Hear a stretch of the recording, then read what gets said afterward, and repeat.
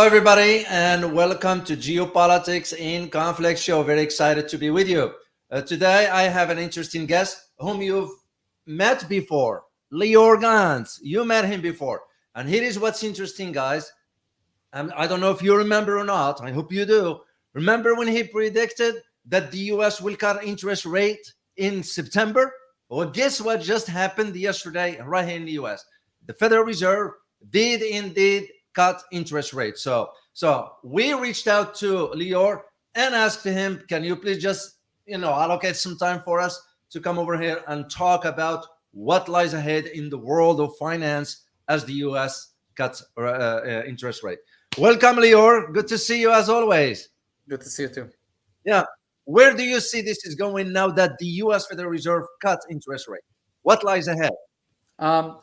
So if you're looking at monetary policy around the world, it's been too tight for several months, and so cutting rates is the right choice for the Federal Reserve.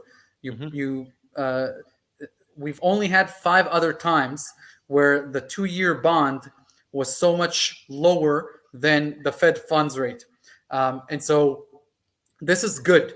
This is healthy, and that's why the markets right now are actually, the Nasdaq is up over 2.5%, and all indices are trading at all-time highs. And the reason is because inflation was actually lingering around for too long because interest rates were too high.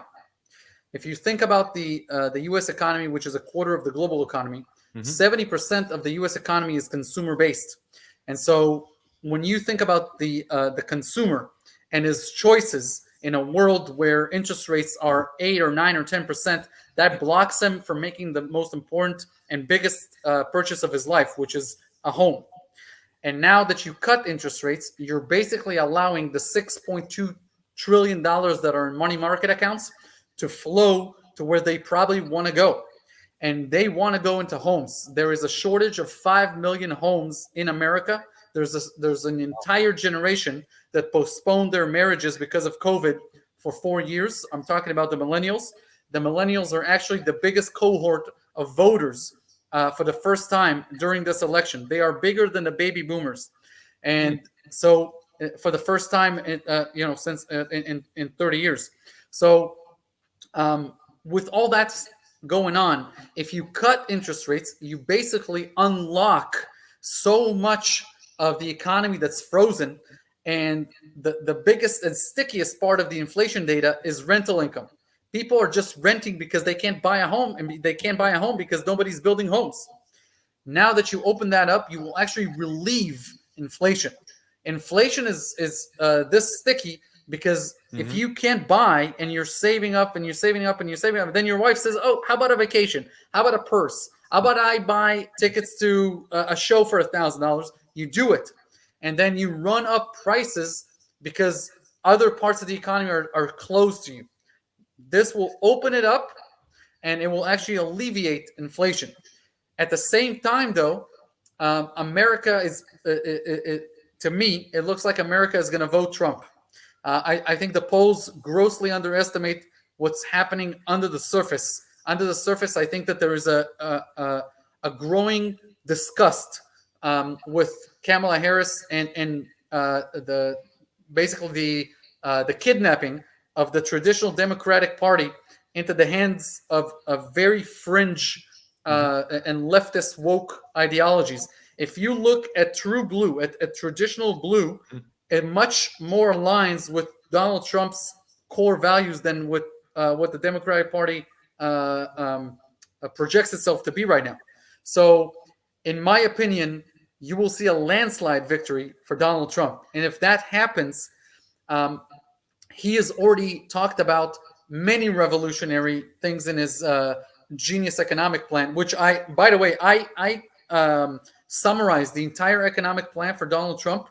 If you, for your viewers, if you go to wealthresearchgroup.com/Trump, you can download his entire genius blueprint master plan for his economic policy for the next 4 years, and it will include unleashing a slew of opportunity zones, new areas to build for the federal government to unfreeze and and basically move federal lands into the hands of private entrepreneurs, building companies, construction workers, etc., and get America building again. So the short answer is interest rates will keep coming down, but at some point they will meet a wall of a lot of demand. And so we're not going back to an era of 2% for a few more years. We're going to have higher inflation, meaning 2.8 to 3.2% on the CPI for a few more years. That's going to really debase the dollar. So it doesn't sound like much, but 3% CPI means that the dollar goes down by a lot. And that means that higher gold prices and much higher silver prices are also coming. Yeah. Interesting you said this, because I was about to ask when you mentioned earlier that this is good regarding the interest rate cut, because I just read an article last night in preparation for our interview here that it says, and I quote, the dollar is approaching a 1-year low and gold is at the highest level. Yes. So what do we make out of this for the gold market moving forward? Hypothetically, Lior, if I am to have our viewers wanted to, let's say, hypothetically invest in, let's say, $10,000, is it good to go for gold right now? Well, I can tell you what I'm doing for myself, and I'm not a financial advisor at all, but I can tell you what I'm personally doing, and then people could just listen to this as a reference point and make their own decision. Gold has done 3 remarkable things in the last 5 years. On April 1st, 2019, gold was redesignated as a Tier 1 asset by the International Bank of Settlements. So the BIS in Basel, Switzerland, which declared that it's a Tier 1 asset. A Tier 1 asset is the highest quality, lowest risk asset in the world. There's only 3 Tier 1 assets. That's the U.S. sovereign bond, the U.S. dollar, and gold now. When that happened, the price of gold was $1,291 an ounce. Now, if gold turned from a Tier 3 to a Tier 1, that means it went from 50% collateral to 100% collateral. In other words, the central banks overnight announced that gold is now worth $1,291. It's actually worth double, which is $2,582. If you look at the price of gold right now, as we're doing this interview, it's $1,282 an ounce. And so the prophecy has been fulfilled.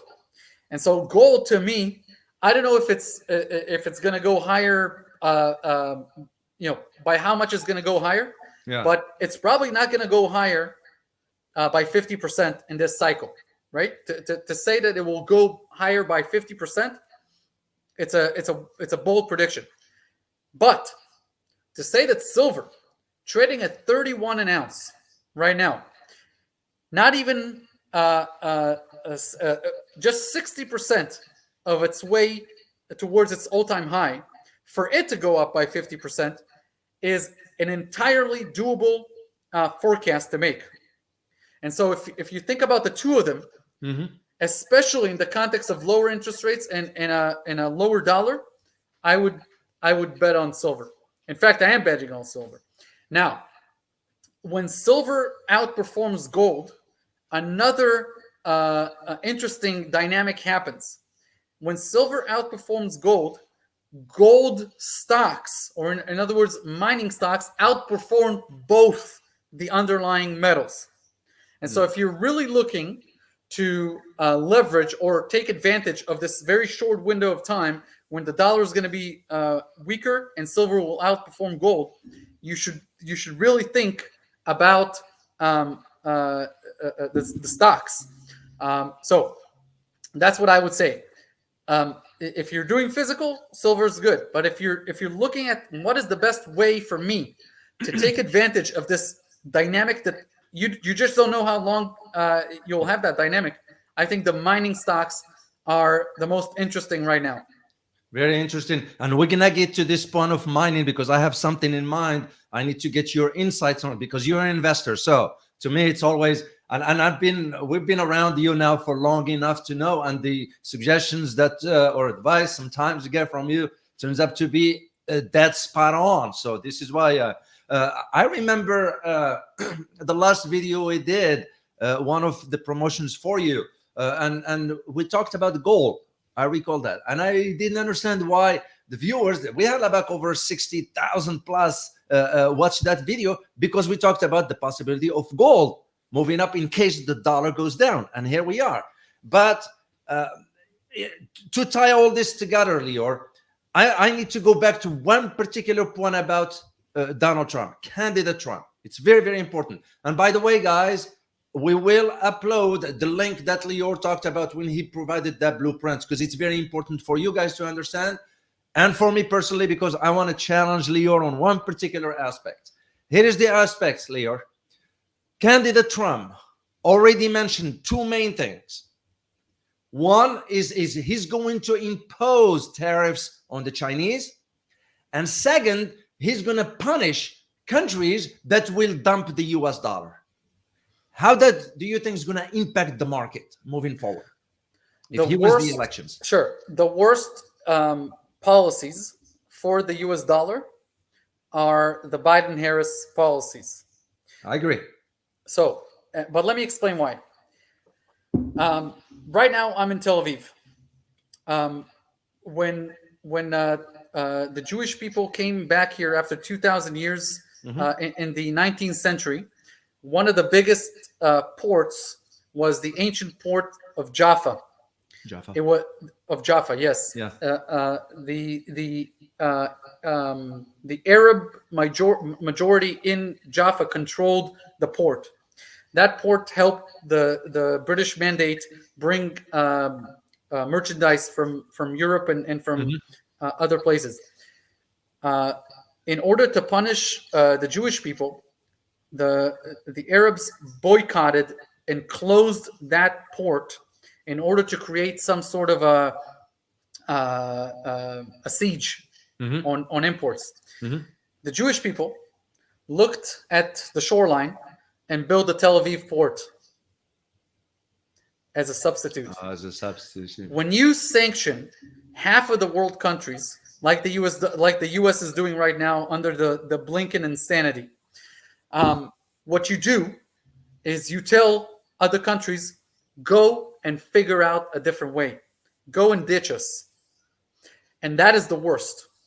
Donald Trump has already said at the New York Economic Club, at his speech there, just a couple of weeks ago, that he will lift most sanctions. And if he will use sanctions, it will be very short-lived, because you don't want to lose the reserve currency status. And under Trump, you will not lose it. The way you lose it is you keep voting in incompetent fools like Anthony Blinken, who should probably be in exile in Elba Island or something like that. You're right.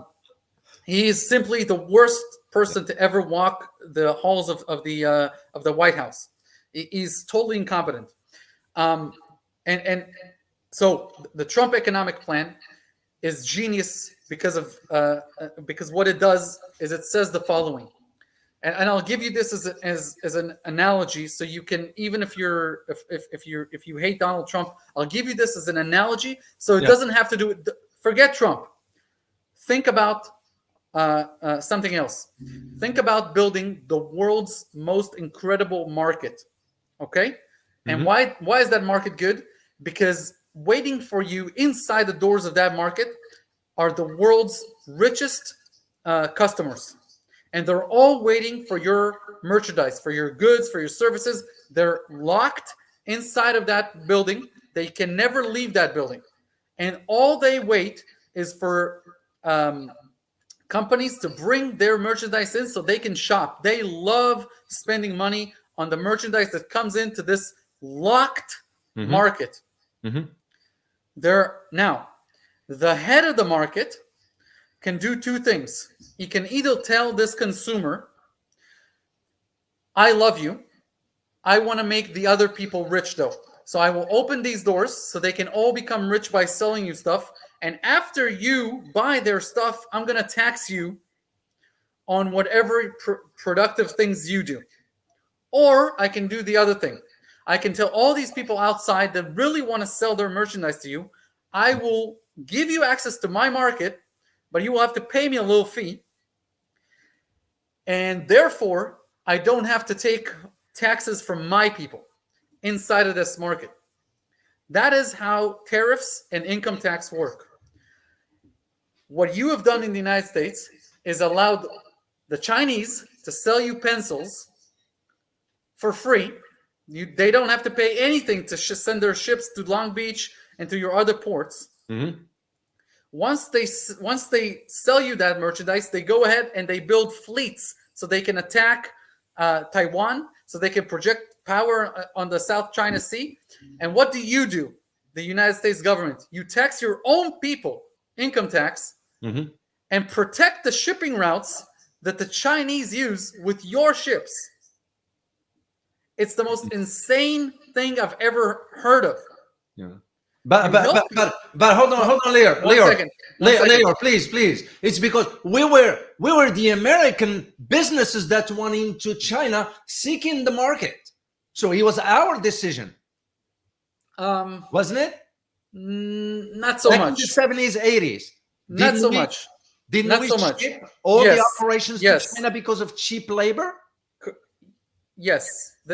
So, what you want to what you're really asking is what is the balance between the political side of this and the economic side of this? So during the Kissinger-Nixon era, and during that time in general, the biggest enemy of the United States was the Soviet Union. Mm-hmm. And there is a doctrine called the Monroe Doctrine. Yeah. And basically, all politicians throughout American history have relied heavily on that doctrine. And what that doctrine says is that there is a power in this world that is so vast that it has 10 time zones that it controls. It has huge resources, and it controls a massive army. And that area is the area controlled by the Russians or the Soviet Union. Yeah. And if they get access to the open seas, it's game over. They will be stronger than the United States, because if they can project power and go into the islands, into the Pacific, and into Hawaii, Cuba, etc., then they can threaten the United States. And so the purpose of NATO, and then the purpose of the proxy wars in Korea and then Vietnam was to make sure that they don't get that access. By the way, the reason that the Americans nuked Japan twice was because the Soviet Union was about to invade Japan, and if you invade Japan as the Soviet Union, you will get access to all of the open seas. Yeah. Okay, so just so we understand how important not letting the Russian. Okay, in U.S. doctrine, same thing with the Chinese. The Chinese and the Russians have a huge border. If the Chinese were not strong in the 70s versus the Russians or the Soviets at that time, and they become allies, the Chinese control a vast shoreline, and so what you don't want is you don't want a strong Soviet Union who's aligned with China. And so the United States made a huge gamble and made China their frenemies. And I say frenemies because it's a friend, but it's an enemy. And that's how you got these opportunity zones all along these fishing villages for the Chinese. So the long short of it is that this was at the same time an economic opportunity that companies just could not afford to lose. Because the government was going one way, and you had to do it as a company, or you saw what happened to companies that did not adapt. You saw what happened to Detroit. So the answer is once corporations started to move to China, the government made a mess of policies that they should have enacted. Let me give you some examples.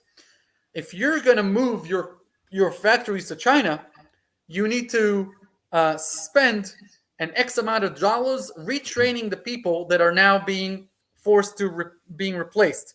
That is a government policy that should have been enacted with all these people in Detroit, and then you're 40 and you don't find yourself out of work and out of a trade. If the company moving their factories to China has to pay you not only severance, but has to retrain you so that you can start to move in other directions, then it makes sense. The government did not do that. So you have a failed policy by the government. You can't blame capitalism for moving into China, but you can blame or put responsibility on the government for saying, okay, well, if you're going to move a car factory to China and you're not going to slap tariffs on them and you're not going to repatriate the cash, you're not going to do a lot of things. You have to take care of the middle class of America. That was the grave injustice that was done to the middle class of America during this era of globalization. But it's a very complex scenario. You need real leaders to do that. You need common sense. You need good policies. You need a lot. Anyways, that basically is kind of my point. But to go back to your real question, I think that under Trump, the U.S. dollar becomes stronger, not weaker in general. Yeah. In general, it does not lose its reserve currency role because Trump can give a lot of incentives to other countries to stay on the dollar. But because he's going to pull back Bretton Woods, you don't need the dollar that much, like in the Bretton Woods system. You don't need the Saudis that much. You don't need the petrodollar that much. Yeah. So in general, the U.S. dollar is about 51% of global currency. I'm sorry, 59% of global transactions. That will probably come down. The U.S. economy is 25% of the world's economy. The dollar should be about 25% of transactions. It's still a lot, and it's still the preferred reserve currency. But I think if you want to talk about the game changer, you have to talk about the global South. That's where I think the U.S. dollar will get us its second wind.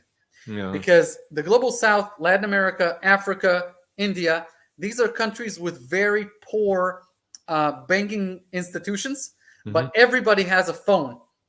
And if you can create stable coins that are 100% backed by the dollar, and if Trump does what he said he would do in his first 100 days during his Nashville Bitcoin conference speech, you will have very clear regulations on the crypto economy in the United States, and that opens the door to stablecoins. Now, you tell me, if you are right now in Brazil, Chile, Nigeria, South Africa, and all of these countries, the Sahel, and you have a phone, and you can open a stablecoin account, and now your savings are tied to the US dollar instead of to your Banana Republic fiat currency.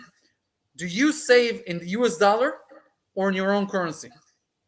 You probably save in US dollar.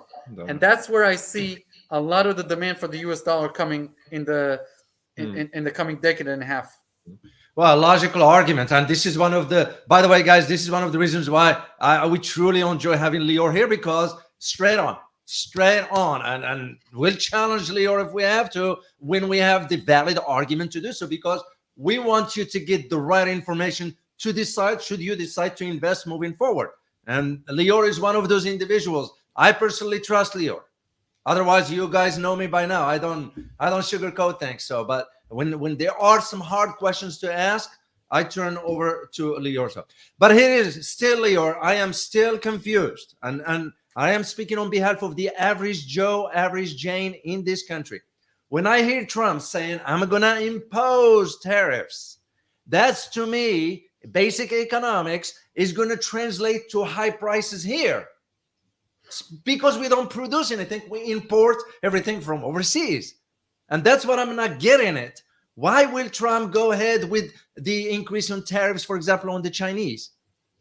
Knowing that we import goods from China. Most of our stuff is coming from China. Yeah. So first of all, the biggest trade partner of the United States right now is Mexico, and not China. Mexico has suppressed China. Wow. Yes, in the past year. Secondly, the Mexicans, Mexico is a phenomenal opportunity for the United States. And what likely is going to happen during the Trump era is you're going to build an interstate that goes basically at the middle of the United States, through Texas, into Mexico, down all the way to Colombia. And you create a land bridge, an interstate that connects Mexico and the south of Mexico, where it's third world. It's not like the north of Mexico where you have a lot of manufacturing production. Yeah. And what you do is you build Department of Labor facilities on the Mexican side of the border, and you create a situation where they can be with proper work permits, come into the United States, work, go back, and you have basically what a lot of countries have, which is worker permits for Mexicans to come in. You bring a lot of good labor, a lot of trained labor to do the lower skill jobs. You free up America to deal with AI and the fourth industrial revolution. So that's regarding like where can manufacturing be had, where can production be had, etc. Now let's talk about tariffs and their aggregate impact on prices. You have had tariffs on China since 2018 already. You are already under a tariff economy. What you have to realize about China is that there are about 50 countries that produce goods and right now cheaper than China. China is no longer the cheapest producer in the world by any stretch of the imagination. There are so many other countries, they just don't have the capacity that China has, but they're much cheaper. Third, you have to consider global shipping routes. They're going to get a lot more expensive to move. Terrorist groups like the Houthis and others, and piracy is going to flourish as the United States fleet cannot control the open waters anymore. You will need to have ships, normal ships. Your normal shipping routes will have to be protected by either paramilitary or privateers that are literally providing security. That's going to create a lot of cost on everyday goods. Tariffs, in the end, will not do a lot to change prices around the world. Tariffs is how the United States was built. Up until the United States decided to end capitalism in 1910 by siding with socialistic Europe and adopting a model of a central bank and voting into office the first Harvard professor that was elected president, Woodrow Wilson, and then you decided to make that stupid mistake again by voting in Clinton and Obama, and taking literally academics and putting them in charge of capitalism, which just doesn't make any sense. Then there was an income tax. Do you know that income tax was introduced in 1913? Along with the central bank. Before that, there was no interest. There was no income tax. So it's not even constitutional. So it was an amendment. So my point is this: the logical, and by the way, the leverage is all for America. To who does China sell their goods if not to America? Who goes to the mall and spends like Americans? Nobody. If you don't pay tariffs, who do you sell to? Who do you sell? The U.S. consumer is 18% of the global economy. There is no power as strong as the U.S. consumer. There is no such force in the world. And so if you want to enter my market, the best market in the world, you will pay tariffs. Now, is this supposed to punish China? Absolutely not. Trump, like he said, is the party of common sense. The tariffs will not be exorbitant. The tariffs will be exactly how much they need to be in order to keep everything running smoothly and in order to lower your taxes so you can start buying with the savings that you get homes that you need in America right now, right? You have 65% of people living on rent. That's the biggest since 1993, if I'm not mistaken. You need to fix your bridges, your highways. You need to double your electrical capacity. There's so much you need to do. You need to open up the Mississippi River again. I mean, it's endless. There's Yeah. so much potential. Everything that you have was built in the 70s. You need to modernize everything. True. So tariffs in the aggregate will not raise your prices. What they will do is they will make sure that your enemies do not grow stronger, that Mhm. they pay their fair share, and that you can start closing your national debt, which is a national security hazard. Wow, very very interesting. I'm glad you explained this, Lior, because and I speak for myself here because it was just when I heard the statement from candidate Trump, right away my brain raced into, okay, what is going to happen to an average Joe, average Jane because of price. So I'm glad you explained this one for our audience to have an understanding, especially for my American viewers. Now you heard it from the horse's mouth, as we say, so you have a better understanding. So for you to make that decision in November, when November comes here, and by the way, we will have Lior here after the presidential elections because that will be very interesting to have a conversation with him about that one. So I want Um, to shift. just to Yeah, say go one ahead. more thing, David. Go ahead, Lior. It's very important to understand. Trump's vision is for America to lead the world, Mhm. not by not by climbing the ladder and pushing everybody else off the ladder, but by climbing the ladder first and showing other countries how to join and climb the ladder as well. He doesn't want to fight China. He just wants to beat China. Yeah. Very, very interesting. Well, at least, the policies, I'm sure they will be very, very different from the current administration, which was very disappointing to say the least. So, Not only disappointing, but just to tell you how close you were. yeah, Jake Sullivan, the yeah. national security Uh, advisor, back then. who literally should run an ice cream stand or I something. agree. No offense to any ice cream stand owners in the audience, Oh, but I agree with you, Lior. just to explain, this person was so um, arrogant toward the Chinese that he literally single-handedly almost created a hot war with the Chinese during his administration. Do you remember President Xi coming to San Francisco? San Francisco, yes, I do. This literally was because they begged him to come there and and walk him down Yeah, from wanting to do something that included a hot war. These are people that do not understand China, do not respect China. I don't think they've ever read a book about but the history of China.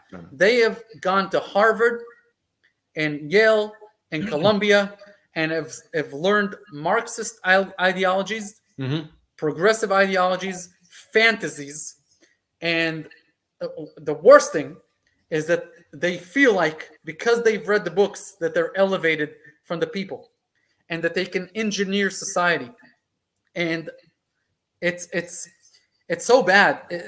I mean, nothing's worse Yeah. than Jake Sullivan and Anthony Blinken. It's the worst combo of people in American politics. Well, I've said it since day one, and I'm very familiar with Blinken. I met him in Baghdad back then, and I didn't strike me as someone that will be very. At that time, he was the advisor to VP Biden when he was for the national security. But in any event, both of them didn't strike me as qualified for the position and so forth. Absolutely not. Let me address one topic before I'll ask you the final question. And the Okay. next one has to do, Lior, with rare earth minerals. Okay. I can't let you go without having to address this video. And the way I look at it is a rare earth market value, as you know, I'm sure. It moved up from about $5.1 billion in 2022, latest research that I looked at, to tripled to about 14.1 billion in 2023. And this kind of metals and so forth, we all know the role of China into this. How do you foresee the investments regarding rare earth minerals, knowing that the Ministry of China recently, commerce that is, just passed some regulations restricting the export of certain material like antimony, some other ones that's used for the battery, electric battery, and even weaponry and so forth. Yeah. Well, two things. First of all, this is not a new subject. China has monopolized about 95% of production of rare earths. The fairly new subject is that they're hoarding it and restricting the use to and export to the United States, etc. There are two solutions. One is called Donald J. Trump, and he will just be able to make sure that the Chinese and the Americans can work together. He can offer them other things. That's part of being a leader and a businessman. He will find a way to make them happy and make us happy, and the Chinese will come down from that tree. Secondly, the United States was also blessed with rare earths, and if you give America's mining entrepreneurs the chance, and you stop chaining yourself to sidewalks and praying for the environment, which is such a stupid thing. If I vote Trump, do you think I want a dirty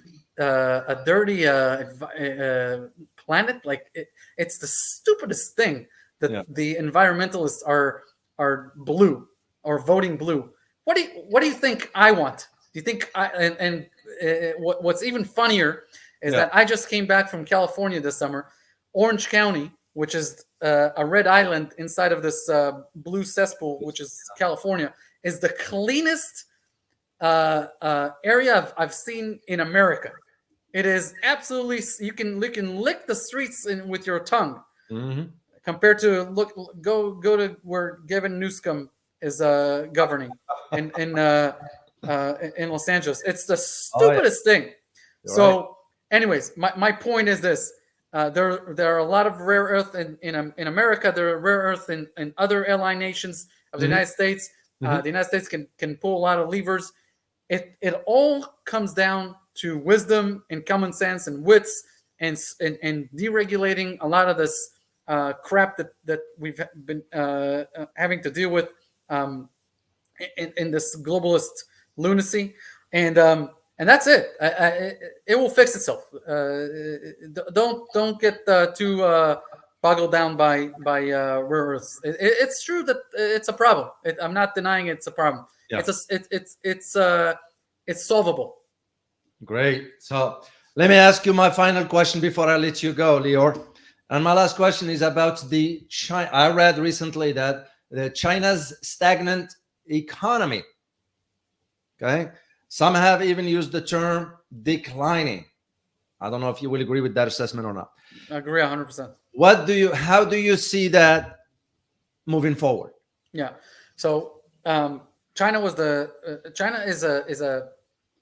an incredible few thousand-year-old culture, and through its history, it's been rich many times because it has a lot of advantages. It has always been a regional power. It has never been a global superpower, and it will continue to be a very big power in Asia. The problem that it faces is that it's a communistic regime. Now, it's not classic communism, but it is very dictatorial and super cold personality at the top.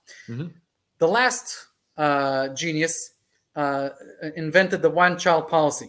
Under his term, there was 336 million abortions. And so you have about 70 million Chinese males that can never find a female mate, and will never be married, and will never have children. And so the population of China is not only in rapid decline, it's also aging, and the new generation of families are having one child. And so the replacement of workers is just not there. In the 21st century, the country of China will go from about 1.2 billion people to less than 900 million. No other country in the history of humankind has lost 25% of its size without any catastrophe, natural hazard, the whole thing, just by demographic trends. This is going to impact China in drastic ways. I'm sure you've seen a couple of days ago when they raised the age of retirement to make people work for a few more years, and this is not the end of it. This will get a lot more desperate, and as it gets desperate, the CCP will lose control over the people. Whoever knows Chinese culture knows that it is an atheist society. They do not believe in they're not a monotheistic people. They believe in gods that install leaders, and when the leaders fail, the people have the right to enact a revolution. That's why you see so many revolutions in Chinese culture. That is literally, if you read 1,000 years of Chinese history, there is a leader. When he fails, everybody, the mob, goes at him, dethrones him, does a lot of savage, barbaric things to them, and they put on a new government. And that is what's going to happen to this government as well. It's just there's no comparing that culture to Western cultures in terms of their values in many respects. It's not an inferior culture, it's just a very different culture. And when you couple that with the rise of the CCP, all you will get is a ton of chaos down the road. That's what's going to happen to China. They are in rapid decline. Keep in mind, everything they have is because of Clinton, Bush, Obama's stupidity, and then Biden's stupidity. Otherwise, there will still probably be a second world country. Wow. Very, very interesting insights, Lior. This is one thing, guys, that I always want you to have the opportunity to listen to. Different perspectives, different point of views, different approach to global issues. And Lior sort of expresses this in his own way, and he's entitled to his opinion. And we respect people's opinions, even if they differ from ours. That's what a civilized conversation is all about. So, Lior, I can't thank you enough, man, for carving out time for us here, for our audience here, global, worldwide, that is. And I look forward to having you here after the U.S. presidential elections. It will be very interesting to have a conversation with you about that. Thank you, David. And by the way, if you want to, I created 2 more very interesting reports for your viewers exclusively. One is about a person named George Soros. Are you familiar with him? Of course. Of course. George Soros. I think that you should know that his son has met with the Kamala Biden administration 45 times in the White House. But I want you to understand his ideology, or your audience, that is. So if you go to wealthresearchgroup.com/Soros, I believe that it's a worthwhile read. And as always, if you want to access my own portfolio, it's at wealthresearchgroup.com/portfolio. Great. And I will put this, by the way, guys, I will put those links for you in the description. So this way you'll have access to that. So once again, Lior, thank you so much, and greatly, greatly appreciate you being here. So to all of you guys, I hope you enjoyed this conversation. I hope you learned something from it, because that's the whole idea for what we do interviews here, especially when we reach out to Lior, because I want you to get something, to learn something. We're not here just to look pretty behind the camera or in front of a camera, what is. So hope you learned something. And as always, remember, geopolitics impact your daily life in more ways than one. Till next time, guys. Bye-bye.